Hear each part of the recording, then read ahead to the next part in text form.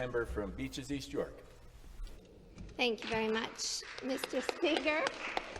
Oh, applause already? Just get ready. One fish, two fish, red fish, blue fish. This is the level of scientific understanding this government had when creating this bill. Dr. Seuss version. Bill 5 is an omnibus bill that interferes with the purpose and in some cases completely negates the existence of legislation. The bill, titled Unleashing Ontario's Economic Potential Act, ignores Indigenous expertise, pulverizes environmental protections, slashes regulatory oversight, terminates the rights of citizens to have a say in what happens to their communities, and promotes unfettered mining industrial development, all at ministerial discretion. Did you hear that? The minister gets to decide. This bill fundamentally places money and power at the center of all decisions that its invasive arms can reach. The Premier's government leverages Trump's tariffs as an excuse to rewrite the rules of democracy, science, and public accountability in a definitively hypocritical move becomes the beast he is fighting. While actively resisting the overreaching, intrusive, and unconstitutional actions of Trump's tariffs and threats of annexation, the government has adopted some of its ways.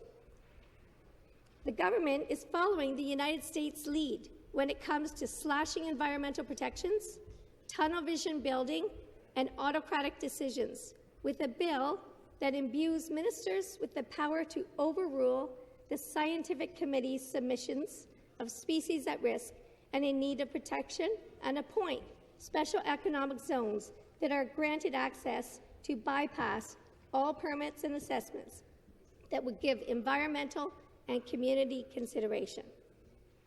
We are certainly in an affordability crisis where people are unhoused. Young people cannot and may never be able to afford a home. There is a painful choice between groceries and medication, and families are leaving our beautiful province seeking a life elsewhere that they can afford. The Premier could have used this moment as an opportunity to sustainably protect Ontario's economy by building resilient supply chains, investing in clean technology, and strengthening local industries. But instead, he's treating Ontario's ecosystems, communities, and democratic institutions like obstacles to be cleared. We are all red tape. But who do we do this all for, if not future generations? There are checks and balances for a reason. These established processes ensure that communities are consulted to invest in changes that they support and therefore will be protected and prosper long after its architects are gone. That experts who have excelled in years of rigorous study and bring well-researched insight to the table can guide us in an informed direction. That Indigenous peoples who have stewarded and known these lands and waters long before we were on it, and will continue long after, can provide their singular knowledge. That species who are at risk for extinction and ecosystems that are experiencing imbalance and disruption can be saved, and that environment, which frankly our life as we know it is dependent on, will remain healthy and capable of sustaining life for generations to come. The false notion that environmental protections and community consultation and economic growth are dichotomous goals is exactly that, false. Leading centres for innovation and experts in the field are working on developing a clear path forward, facilitating a complementary relationship between economic growth and environmental protections. But it requires a change, of course. Now, one which I would enthusiastically commit to collaborating on with the government. I am hoping that my passionate critiques to follow are used as a starting point for this goal. Under Schedule 2 and 10 of Bill 5, the Endangered Species Act, once regarded as the gold standard for species protection in North America, will cease to exist. and be replaced with a watered-down version, the Species Conservation Act. While the Endangered Species Act centered around protection of species, recovery and stewardship of species at risk, its lesser replacement takes a completely different approach. Protection and conservation to the extent that economic and social considerations permit. These considerations are vague, and you'll find vagueness to be a motif that continues throughout this bill. However, what is not vague is that the Premier's government will use its discretion to determine what species stay and what species go. And they will make this decision over that of those who specialize in the field, read and write the latest research, and must live with the consequences. The Act also provides a new, narrow, and naive definition of habitat.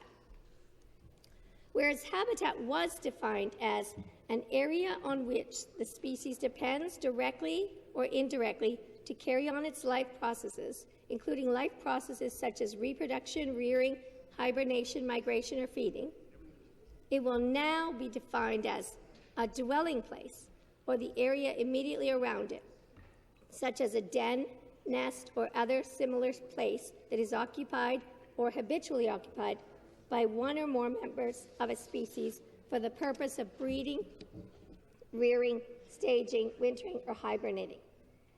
This restrictive definition neglects areas used for finding food and routes for traveling.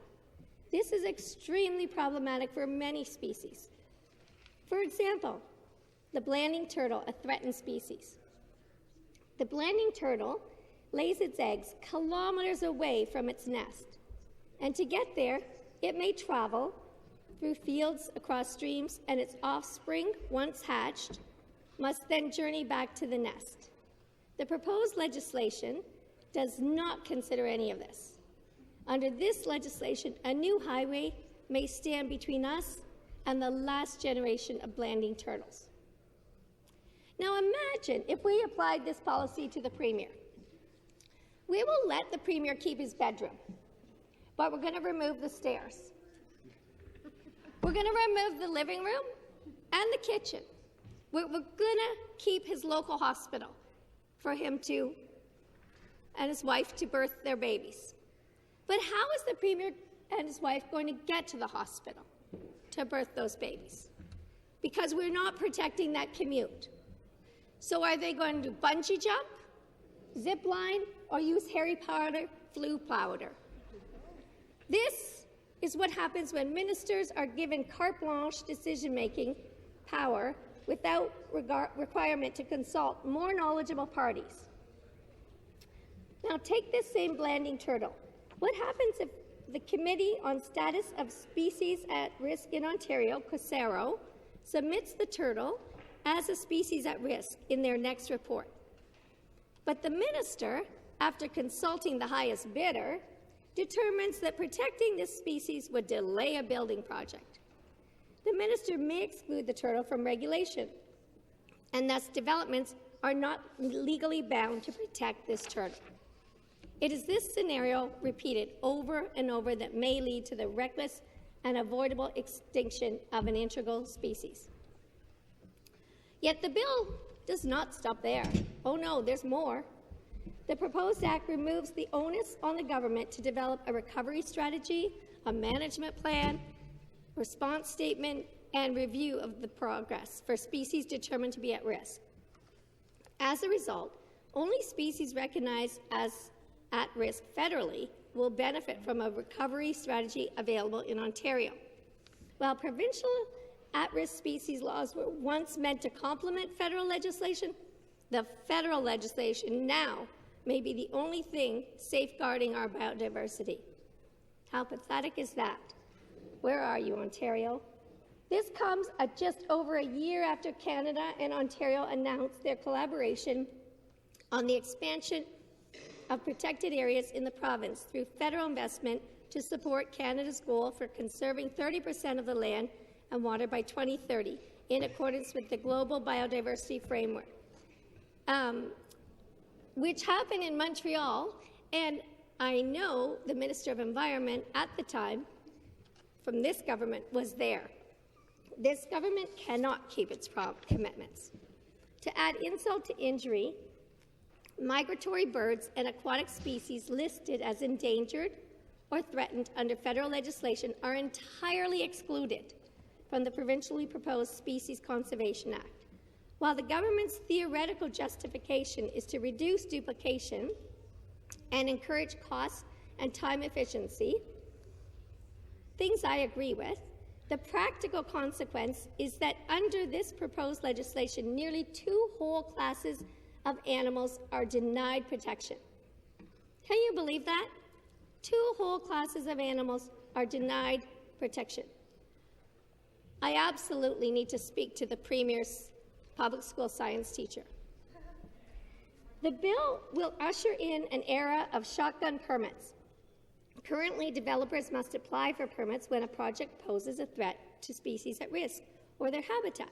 The permits are reviewed by eco-experts and returned with direction for how to mitigate harm to the species.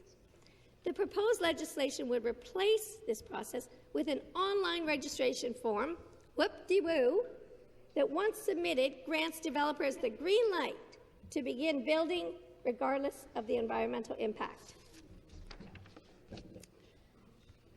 Schedule 7. Now, this proposed iteration of the Ontario Heritage Act should be renamed the Ridding Ontario of Heritage Act, because that is the single thing it does well. Under the Act, a potential development site can bypass a heritage assessment if the claim can be made that the development aligns with provincial priorities, like housing, health care, long-term care, and other infrastructure, aka SPA. Provincial priorities here are broad and vague, and as it stands, could be justified for any project. This schedule would legislate a major overriding of municipal powers and overlooking of Indigenous voices. While Ontarians are certainly familiar with the Premier playing mayor, this is getting a bit stale, the municipal meddling, and the courts think so too. And in a time when we are all trying to stand firm in our national identity and stand up against the United States, we must remember our roots. When legislation permits the destruction of heritage sites in favour of development and neglects to consult the original peoples of the land, the government risks not only forgetting our shared history, but repeating avoidable and shameful parts of our history. The Act not only fails to protect heritage, but creates an opportunity to erase it. Conflating heritage is a barrier not meant to be merely skirted around, but quite literally bulldozed through. Schedule 8. Let's bring it back to Therma. We haven't had enough of that topic these days. The Act Schedule 8 nullifies the Environmental Bill of Rights provision, which mandates minimum standards of public participation in government decision-making regarding environmental concerns. It is interesting timing that the week that it is revealed that Therma may have misrepresented its identity and its funds to secure an almost century-long lease in Ontario Place, the government also proposes to legislate termination on public input on the project. This bill sets a dangerous precedent of legislatively shutting down public questions that the government does not like. These schedules combined legislate silencing constituent voices that contradict the government's plan and destruction of the natural world in our history disguised as the necessary prerequisites for economic growth. As the member from Kiiwetinoong stated so eloquently, this bill uses the tariff war to access resources in the north while trampling on the rights of the people who live there. And it is a loud reminder that colonialism and oppression persist in Canada. The government employs rhetorical shifts to frame economic gain as a justification for bypassing the calls to action in the National Truth and Reconciliation Report. While the report clearly calls for free, informed and prior consent from Indigenous communities before proceeding with projects of economic development, all this government hears is economic development. The actions that follow are solely to achieve that end. It is a good thing that this government is flexible. flexible in their words and their morals, permitting the mental gymnastics necessary to contrive such a bill and still claim to be the government for the people. Schedule 3. I'm going to repeat a little bit of my neighbor's talk. And speaking of dangerous precedents, we see them in action in the proposal of the Dresden landfill site. Back-to-back examples of refusal to listen to public wants and needs. In 2024, York One Environmental Waste Solutions pushed to use this site in Dresden as a dump. In light of residents and political representatives' explicit opposition to the dump, the proposed area was directed to undergo a stringent environmental assessment process. But in a familiar bait and switch, the government reneged on this decision and has used this bill to propose a fast-track assessment period to carry out landfill operations on the site, jeopardizing the community's water and natural heritage. This comes after the Premier's infamous words regarding the waste centre, seemingly supporting the public pleas to abandon the project. If the people like something, we do it. If they don't, we don't do it. It's about as simple as that. When it comes to community and environmental consultation, nothing with this government is simple. Their legislation and promises are always accompanied by double talk, whispers, and above all, the pursuit of and reward for money and power. Betrayal, shock, destruction, dismay, failure, dangerous. These are a few of the words that constituents from ridings, especially beautiful Beaches East York, have chosen to describe their feelings and thoughts around Bill 5. The Premier claimed that this government during the 44th Parliament would be a government for the people. Well, these are the people who will ultimately have to live with the consequences of this government's decision to dismantle Ontario's environmental protections and diminish its communities' voices, and they are not happy about this bill. Basically, this government's modus operandi is to release a bill on a Friday of a long weekend, create a crisis, give everyone heart attacks, cause massive outcry, massive public outcry, retract, withdraw, backtrack, flip-flop, repeat, repeat, repeat. We have seen this dance many times before. We have all been to this brutal ball. So it is my hope that when the government hears again from the good residents of Ontario how up in arms they are about this destructive bill, they will come to their senses and retract it. Thank you.